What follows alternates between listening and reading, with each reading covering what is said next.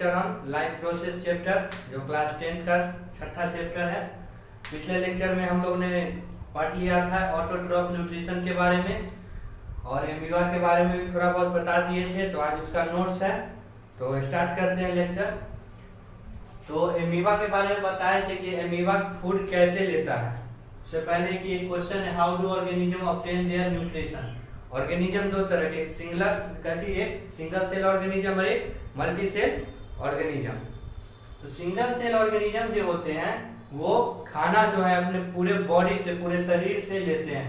The food is taken by entire their body surface. उनके जो body surface जो होता है उसी से वो खाना लेते हैं। तो सिंगल सेल ऑर्गेनिज्म में देखते हैं एमीबा और पैरामीशियम, जो हमारे एनसीईआरटी में यही दो दिया हुआ है। तो एनसीईआरटी के बेस पे ही हम लोग लेक्चर बना रहे हैं क्योंकि बोर्ड का प्रिपरेशन करना है। तो amoeba make finger like extension and engulf food. Amoeba क्या करता है कि जैसे मान लीजिए ये एमीबा है, ठीक, और यहाँ फूड पार्टिकल है, ठीक।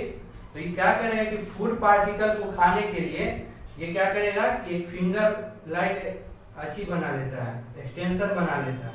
तो मान लीजिए कि फूड यहाँ पे आ गया, ठीक, फूड यहाँ पे आ गया। फूड यहाँ पे आने के बाद क्या करेगा, क्लोज पैक कर लेगा। और ये स्यूडो होता है। स्यूडो मतलब झूठों का होता है और कुछ ही देर के लिए होता है, ऐसा इसका स्ट्रक्चर नहीं होता है, ठीक। लेकिन ये जो फिंगर लाइक एक्सटेंशन जो बनाता है वो क्या होता है, स्यूडो होता है। बस ढंग करने के लिए कि नहीं ये मेरा स्ट्रक्चर नहीं है, लेकिन उसी वही फूड पार्टिकल क्या होता है, यानी इससे छोटा कोई ऑर्गेनिज्म यहाँ पे आ जाता है नजदीक में, और नजदीक में आने के बाद क्या कर लेता है, उसको ट्रैप कर लेता है। ट्रैप, इसके अंदर न्यूक्लियस भी होता है, और ट्रैप करने के अंदर ले जाके उसको खा जाता है। तो क्या करता है, क्वेश्चन यहाँ से आता है कि एमीबा किस तरह का एक्सटेंशन बनाता है। तो फिंगर लाइक एक्सटेंशन बनाता है। और क्यों फिंगर लाइक एक्सटेंशन बनाता है, फूड को खाने के लिए। तो एमीबा हो गया। दूसरा है पैरामीशियम। पैरामीशियम भी सिंगल सेल ऑर्गेनिज्म है। ये क्या करता है कि इसका शेप जो होता है डिफरेंट शेप होता है। क्या होता है, इसका शेप एक ही तरह का शेप होता है, और इसको जब खाना होता है तो एक स्पेसिफिक स्पॉट होता है, ये देखिए स्पेसिफिक स्पॉट होता है, यहीं से वो खाना लेता है। ऐसा नहीं है अमीबा की तरह की जो मतलब कि खाना यहाँ पे है तो यहाँ पे फिंगर लाइक एक्सटेंशन बना लिया, खाना यहाँ पे तो यहाँ पे फिंगर लाइक एक्सटेंशन बना लिया, ऐसा कुछ नहीं है। उसका एक स्पेसिफिक स्पॉट होता है खाना खाने के लिए, वहीं से वो खाना खाता है। तो ये हमारा हो गया सिंगल सेल ऑर्गेनिज्म में। और मल्टी सेल ऑर्गेनिज्म में हम लोग उसको डिटेल में पढ़ेंगे। तो यही का नोट्स हम लोग का कल बाकी रह गया था। और एक है हेटेरोट्रॉपिक न्यूट्रिशन, जो हम कल ऑटोट्रॉपिक न्यूट्रिशन के बारे में बता दिए थे, हेटेरोट्रॉपिक न्यूट्रिशन के बारे में नहीं बता पाए थे।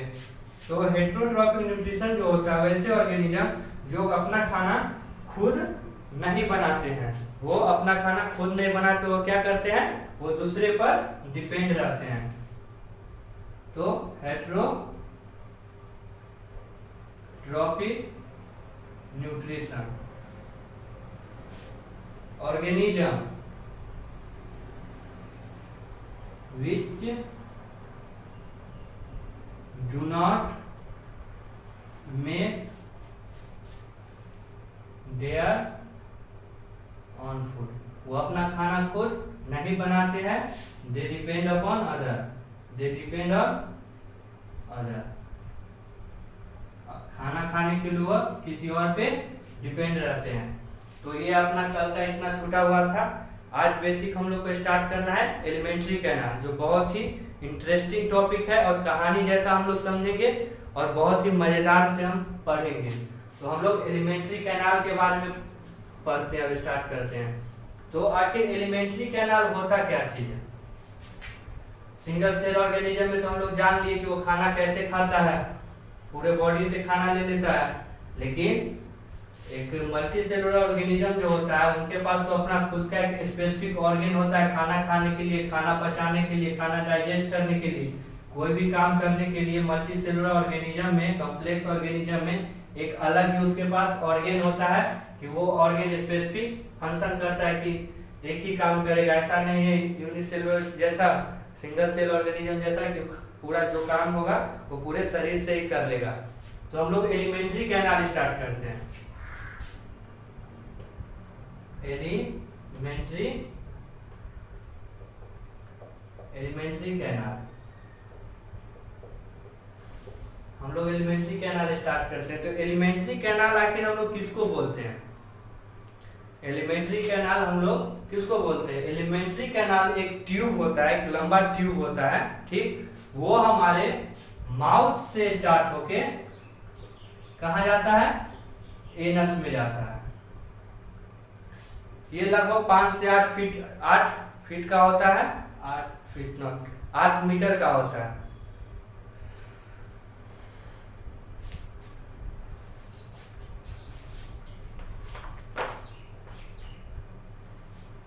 हाँ, तो एलिमेंट्री कैनाल स्टार्ट करते हैं। एलिमेंट्री कैनाल जो एक तरह का ट्यूब होता है, ठीक, जो कहाँ से स्टार्ट होके, माउथ से स्टार्ट होके कहाँ जाता है?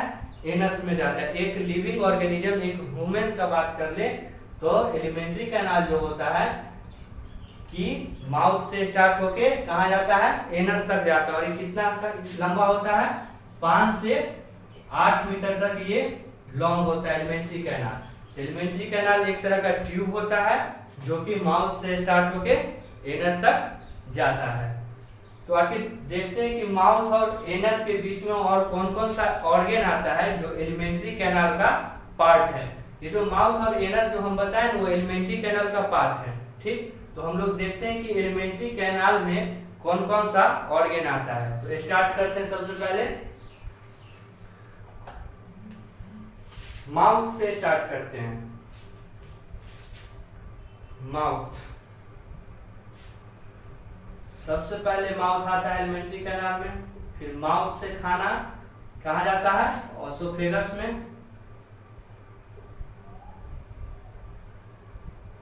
ओसोफेगस से कहाँ जाता है? स्टोमक में। स्टोमक के बाद कहाँ जाता है? इंटेस्टाइन में। इंटेस्टाइन में सबसे पहले कहाँ जाता है? स्मॉल इंटेस्टाइन में। और स्मॉल इंटेस्टाइन के बाद जाके लार्ज इंटेस्टाइन में। और लार्ज इंटेस्टाइन से कहाँ जाता है? ये एनस में।